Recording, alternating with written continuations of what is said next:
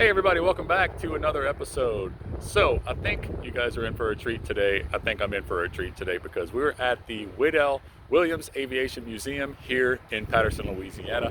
If you're looking for it and you want to come visit it, it is on Highway 90, pretty much between New Orleans and Lafayette. It's very South Louisiana. Right when you're getting into Morgan City, you'll see it. You can look it up on the internet and all that, but it's called the Wedell, W-E-D-E-L-L-Williams Aviation Museum. And you can see here, it's this really nice, where is it at? I'm going the wrong way. There's that F4 Phantom behind me back there that we're going to take a look at here in a second. Those served hugely in the Vietnam era. And my dad knows a little bit about those because when he was in the Marines, he served with those or supported those in one way or another. But anyway, let's go ahead and take a look at this place. It's free if you guys want to come and check it out for yourselves. It's a state-run museum, so it doesn't cost anything. And I haven't been inside yet, but from what I hear, it's pretty awesome. We're going to see some pretty awesome things. So without further ado, let's go ahead and jump right in and see what we can get into. Let's go, folks. This here is an F4 Phantom. Yep, big, fast, deadly. F4 Phantom, 1958 to 1996. Dang, I didn't know they were commissioned that late. Up till 96, wow. Navy, Air Force, Marines. My dad talked about these. He's told me about these planes being in service, maybe at one or two of the bases he served on. I'd have to ask him again, but he talks about working either with the squadrons that supported them or something or the other, something like that. But he said this plane's last flight was into Memphis, Tennessee. It was towed by truck through Memphis to a rock quarry on the Mississippi River. There it was loaded onto a rock barge and brought to Morgan City. Once there, it was crane lifted off the barge and truck and towed to the Patterson airport. There it sat for 10 plus years until this museum was built. These deadly planes were used for air superiority, close air support, interception attack, reconnaissance, and air shows. Currently, some foreign countries use this model. Well, that's cool. In the US, they are used as unmanned targets for missile tests. Wow. In addition, some private owners use them for air shows. It weighed 30,320 pounds empty and 62,000 pounds loaded. Holy crap. 2,000 pounds of ammunition and stuff. And right when you walk in, you see this beauty hanging from the ceiling. It says Lil Monster. Lil Monster. See if I can zoom in on that for you.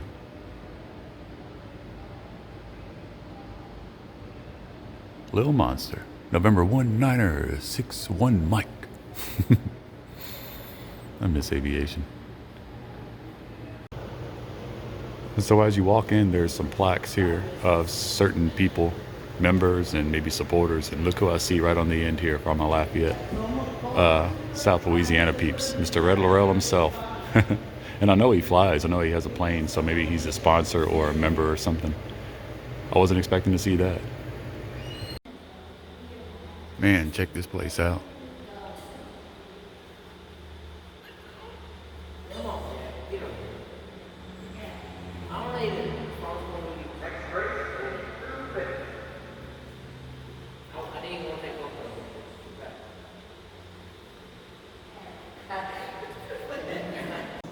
My name is May Hazlett.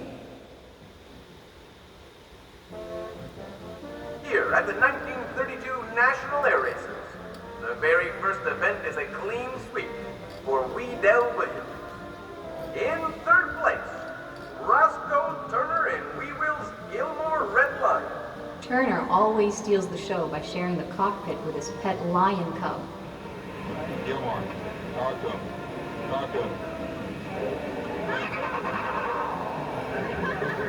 In second place, daring designer Jimmy Wedell in his own 44.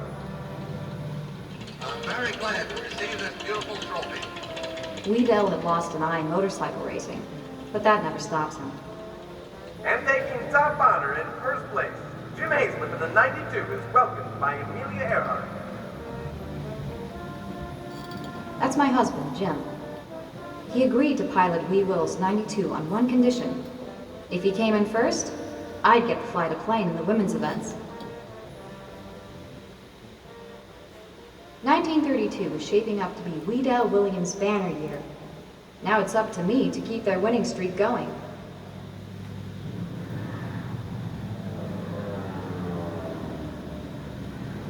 The Aero Trophy is the most famous women's air race in the world, and the most dangerous.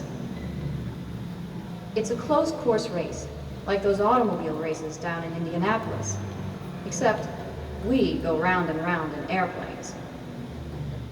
For 16 laps, 80 miles, we'll fly 100 feet per second at only 50 or 100 feet above the ground. A rough breeze, the slightest engine trouble, or a single human error and, well, I'm not going to think about that. My husband won the Bendix Trophy so I could fly in this race.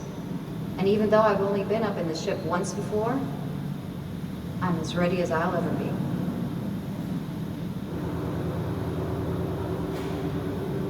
The ladies are all lined up. Flying B-Wheels 92 is 22-year-old May Hazlett. In the Waco biplane is Betty London. Lawrence Klingensmith is helming the monocle.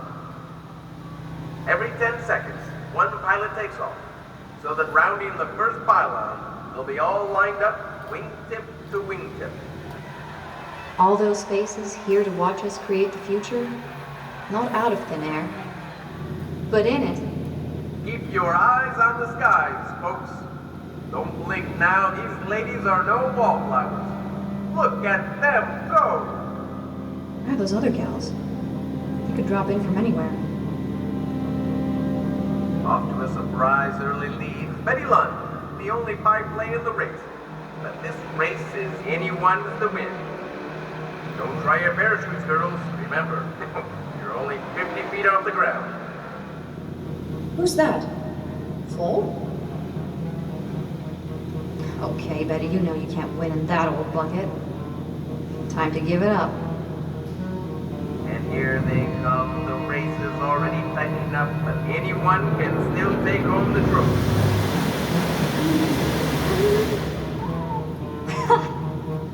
Yes!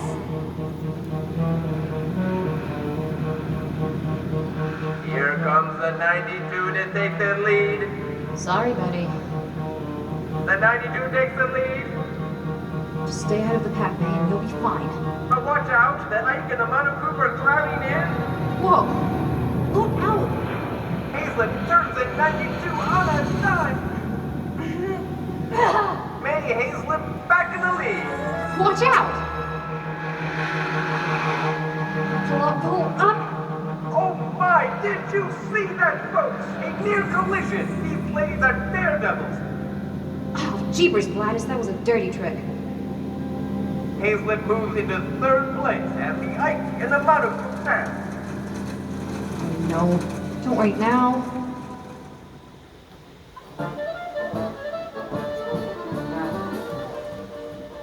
Jimmy Wedell and Harry Williams are colorful men, bigger than life. Jimmy Wedell was always an ace mechanic, self-taught with a knack for turning cloth and wood and wire into pure speed. Wedell had been a gun runner to the Mexican Revolution, then a bootlegger, then a professional stunt flyer, a barnstormer.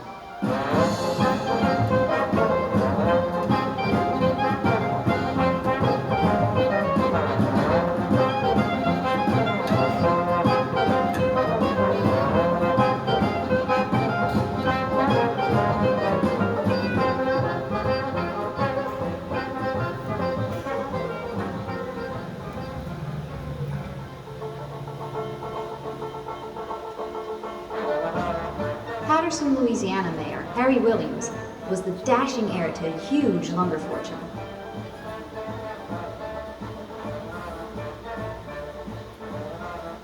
Even by the standards of the Roaring Twenties, Harry Williams liked to live large. He fell head over heels for silent screen star Marguerite Clark.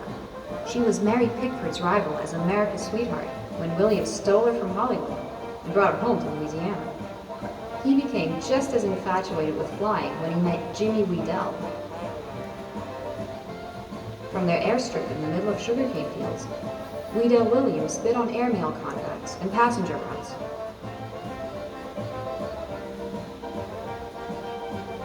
But their passion has always been building planes that win races.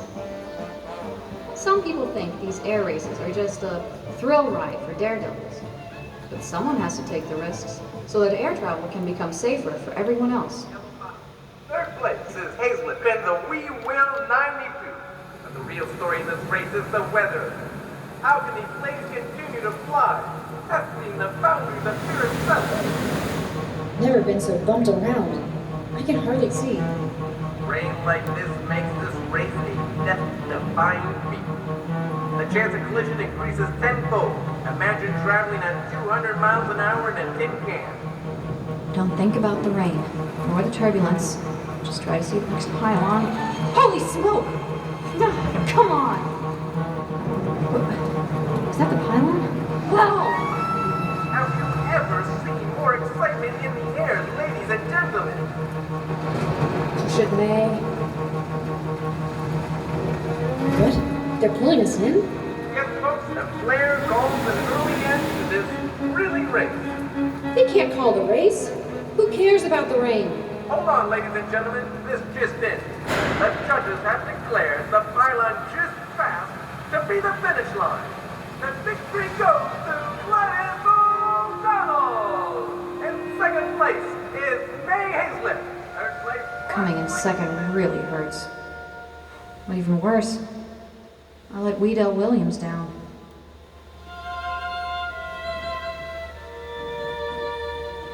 That was 1932. The following year, Jimmy Wedell would become the first pilot to break 300 miles an hour.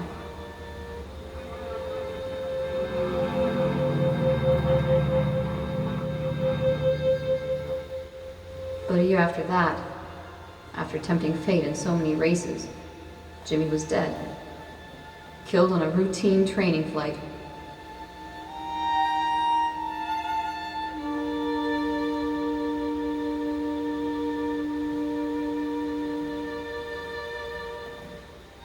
Less than 2 years later, flying back from a meeting with the governor, Harry Williams' plane would crash on takeoff. His movie star widow would sell off the company. Wedell-Williams would become a part of aviation history.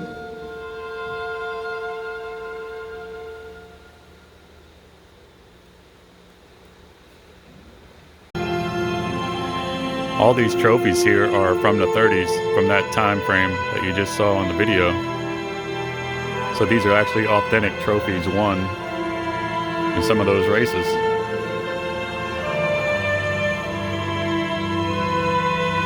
Sorry for the dramatic music, that's not me, that's part of the museum.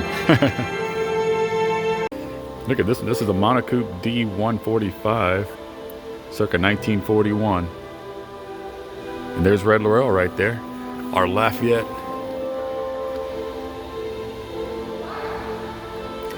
Louisiana, what do you call them? Philanthropists, I guess. And for those of you who don't know, Red owns a world-class health and racket club in Lafayette, Louisiana. World-class gym, world-class. And he was Mr. America in 1963 and opened his gym that same year in Lafayette, and it's continued to grow and grow almost every year it seems. Well, not every single year since then, but it's constantly been growing since 63, and it's still growing. They're adding on to it right now as we speak.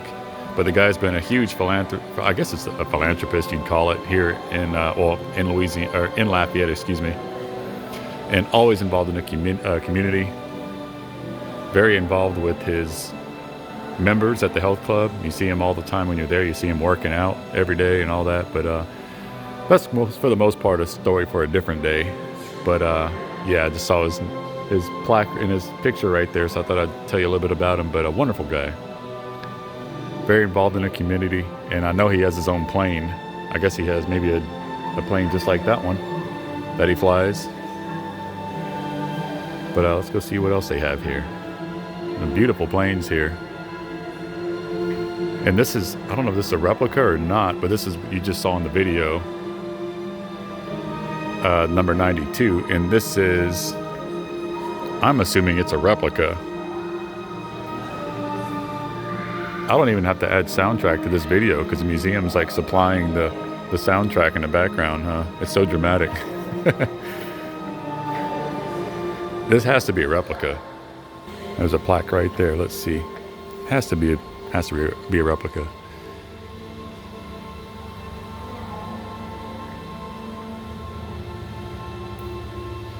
It says, based on Mary Halsip's success with the number 92, racing planes stopped using automobile gasoline, which had an average rating of 87.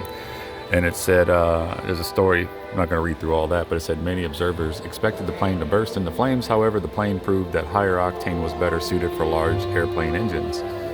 So, that's pretty sweet. That has its own place in, what do you call it? Fuel history.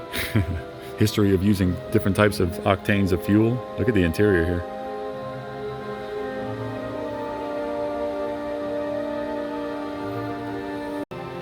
So this one does say it's a replica. So number 92 has to be the original because otherwise it would say it was a replica, and it doesn't. But this one is a replica, and look at this beautiful paint job on it. I love that blue. This one has an open cockpit. You can see right in it. Again, it's a replica, but still. Now, I don't know if you can really tell how small this cockpit is. Well, let's just see. This is my hand right here. So, about just over 2 of my hand widths is the width of the cockpit. Tiny. Like Shaquille O'Neal couldn't drive that. He couldn't fly that.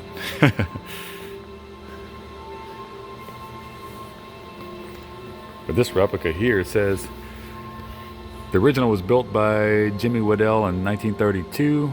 The handcrafted replica was completed in 2013.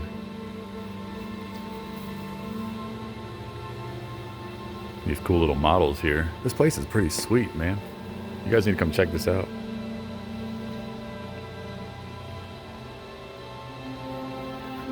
This is the biplane here. I love these, always like these. This is a big one too. Here's some old artifacts from Beechcraft Staggerwing Model 17 aircraft logbook.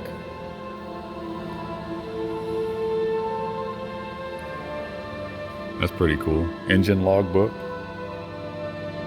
from 1936. Oh, and the Harry Williams crash site talisman, 1936. This is that right there. Piece of wood was recovered from the site where his airplane crashed outside of Baton Rouge. Door handle, also from 1936. Man, look at that. Nameplate.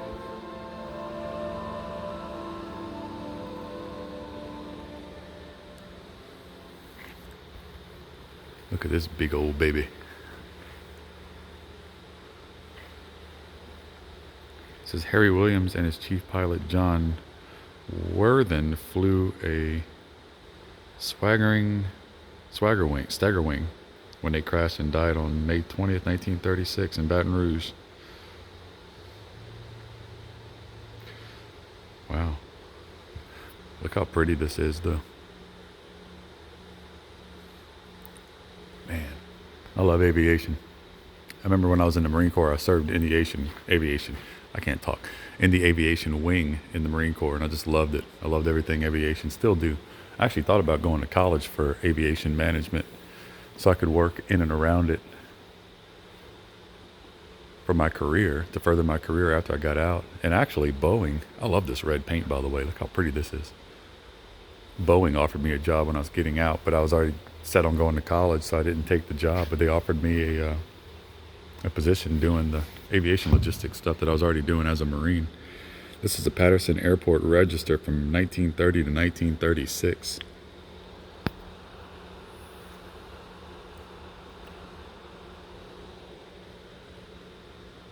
That's so cool. That's an authentic, real logbook or registry or register with really pretty handwriting too. What if it was all from one person? Check out these engines. Now, if anybody, if any of you guys know about the propellers and how they were, each of these ignited in sequence, and it formed like a, what do you call it, a motion of the propellers. So these things would fire in sequence. If that's the right word I'm supposed to be using here, sequence. It's like 1, 2, 3, 4, 5, and then they go around and it caused the motion of the propeller. That's about as in-depth as I could explain it. I'm not the engineer by any means, but look at these things, man.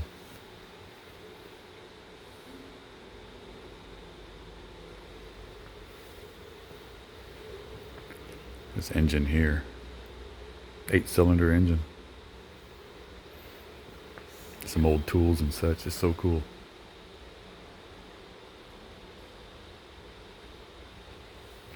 A brass hammer. I wonder if that's used to hammer out the frames and such.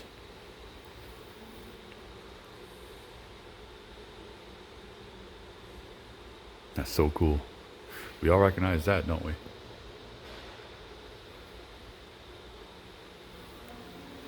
It's another one. Things are huge. Wright began working on a larger version of the Cyclone in 1935. I guess that's what they called it. The R2600 used 14 Cyclone cylinders and a 2-row radial layout. Cyclone 14 was in production by the end of 1937. Major World War II engine, with Wright making 50,000 of the B series alone. All production ceased at the end of the war. That's sweet. I'm assuming it's the Wright, as in like Wright brothers and all that. Look at this. Let's see what it says. Wedell-Williams Air Service Shop Coat, 1930s.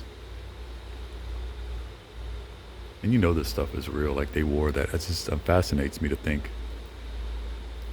This exact one I'm looking at right here was worn 90 years ago. Just walking around doing work in it, and here it sits today. Man, I love that stuff. Miss Patterson, powered by a Wasp.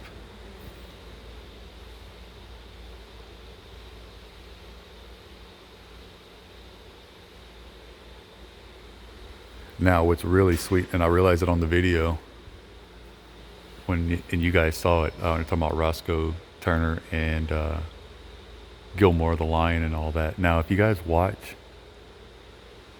the Aviator with Leonardo DiCaprio, the Scorsese movie, which I absolutely love. I watch it all the time. I've seen it at least 10 times. But there's a part on there when it's the debut or the opening night, what do you call it, whenever the showing of Hell's Angels, the first movie that Howard Hughes made. And it was on Hollywood Boulevard. I'm drawing a blank here. It was on Hollywood Boulevard, and it was at the Chinese Theater. And they show, not the original footage, but of course it's in the movie, but they show Roscoe Turner, they interview him at the red carpet with his little lion, Gilmore. And this was his plane. Again, I don't know if this is the original yet, but this is his plane. And you saw in the video just now that he was like a stunt pilot, a stunt guy, and he did a lot of different things in aviation. But that's who that is. It's sweet. It almost looks, it says not to touch it, but it looks like it's basically made out of like lightweight wood, like balsa wood. But it's not made out of that. You can tell it's made out of thin material so they could keep them lightweight. I'm going to be respectful and not touch it, but check out the cockpit.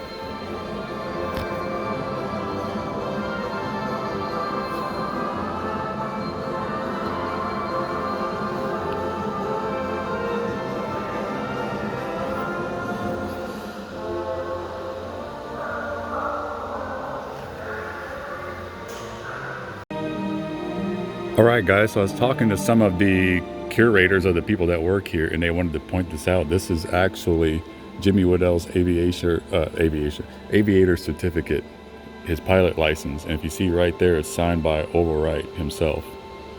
If you can see that right there. November 16th, 1928. So this pilot license was signed by Orville Wright himself, which is amazing. Here's some of the stuff that I couldn't really see when they turned the lights off on us a while ago, but they turned them back on. And now we're able to see. Let me zoom back out a little bit. This is the one that's hanging from the ceiling that we couldn't see when they turned the lights down. Like, I love that brushed aluminum steel color or look to it. Okay, so I was also, when I was talking to the people in the front, they did say that number 92 over here, they said pretty much all of them are replicas except for one or two. That the one that Red Laurel donated, they said he donated that D-145 right there. The one that his face or that picture's on, he said that's an original. And he donated that because he has a few planes that he flies himself still today, but he donated that one, so that's an original. But this one right here, like all these other ones, number 92, which I thought might have been an original, it's not. But they just did a really good job of replicating them to a T. Like, you know, they used the original blueprints and all that for it. Here's a nice one hanging out. Number 17 is beautiful. If you don't, like I was kind of joking about earlier, some of these, it looks like they're made out of kind of like balsa wood almost, but it's not far from it. It's actually made from like a cloth. And you can see like the strips and the lines. Just go back and look at this one so you can see it, what I'm talking about. But like this, it looks like it's just made out of balsa wood or something, you know, but it's actually like a cloth. I'm not going to touch on it, but it's a thin cloth material that they just kind of polymerize and paint over, and that's what keeps these things so lightweight. Just awesome. So yeah, beautiful place. I'm not going to go through all these, a lot of things you saw in the video or these types of things. I'm not going to read through all those for time purposes, but lots of cool stuff to see. It's here in Patterson, Louisiana, right here on Highway 90, going from, like, if you're going from New Orleans to Lafayette. It's right here by Morgan City in Berwick. And this place is amazing. I never even knew this was here. I also didn't know that Patterson, Louisiana had such an aviation history. Especially, I didn't know about Marguerite Clark marrying one of the main guys and moving down here. And they actually, one of the curators here said that they had a house on St. Charles Street in New Orleans, which is now a big library. So for those of you who want to go see, maybe we'll visit that one day, go see where Marguerite Clark lived in that house, which is now a library, which is probably a place we can go and visit because it's a library. This is from the movie Thunder Bay with Jimmy Stewart, and he came by to visit. He was a pilot himself, as some of you guys know, and he visited right here while he was making the movie Thunder Bay, which is about the oil field and all that stuff, petroleum and all that. But he was making that movie, and he stopped by to visit the airstrip over here. And from what they say, the building's not there anymore, but I thought it pretty cool. Jimmy Stewart visited here. All right, guys, well, I hope you enjoyed that one, because I surely did. Being the aviation nut that I am, that was a big treat for me. I couldn't have asked for anything more exciting and rewarding than just that short stop on the side of the road here on Highway 90 in South Louisiana to see what was in that place. That was amazing. I wasn't expecting that at all. I've always seen this place. I wanted to stop by for the last couple of years, but usually I'm on the job and I can't stop. But today I took it upon myself to come and check this out on my lunch break, and it all worked out for the best. So with that, man, that was awesome. I'm kind of lost for words now, but don't forget to like, subscribe, hit the notification bell like usual so you know when I post more like this. Feel free to donate to the page and the channel. Donate to the channel on my Patreon, which is patreon.com/travelwithoutacause. It's greatly appreciated. It definitely helps out the channel hugely.